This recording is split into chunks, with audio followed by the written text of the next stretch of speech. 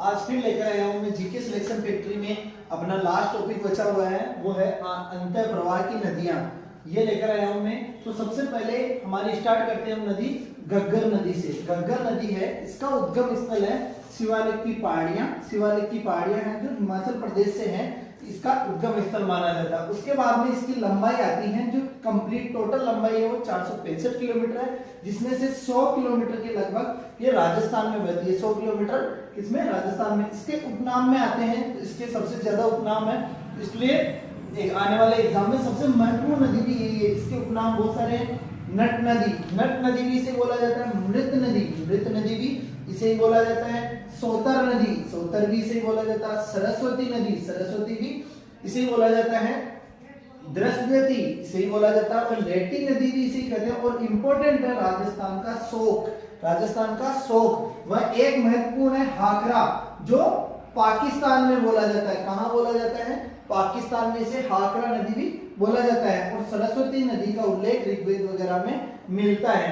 इसके बाद में इसका फिर एक और इंपॉर्टेंट फैक्ट आता है कि यह आंतरिक प्रवाह की दृष्टि से राजस्थान की सबसे लंबी नदी मानी गई है। आंतरिक प्रवाह की दृष्टि से राजस्थान की सबसे लंबी नदी यही मानी गई है। इसके बाद में यह निर्माण करती है तलवाड़ा झील, तलवाड़ा झील का निर्माण करती है। और इसी के किनारे कालीबंगा सभ्यता भी स्थित है। उसके बाद में आता है कांकनी नदी। कांकनी नदी है जो कोठारी गांव जैसलमेर से स्टार्ट होती है, और इसकी टोटल लंबाई केवल 17 किलोमीटर है। और इसका उपनाम है मसूरदी, कांकनी, मसूरदी और कांकनी। ये इंपॉर्टेंट है, थोड़ा ये एग्जाम में पूछ सकता है कि कांकनी में मसूरदी नदी किसे कहते हैं। और ये बुद्ध झील का निर्माण जैसलमेर में करती हैं, बुद्ध झील का निर्माण करती हैं। यह आंतरिक प्रवाह की दृष्टि से सबसे छोटी नदी मानी गई है। यानी सबसे लंबी नदी जो है घग्गर नदी है, वो 465 किलोमीटर की है। सबसे छोटी है वो 17 किलोमीटर की है, कांकनी नदी है।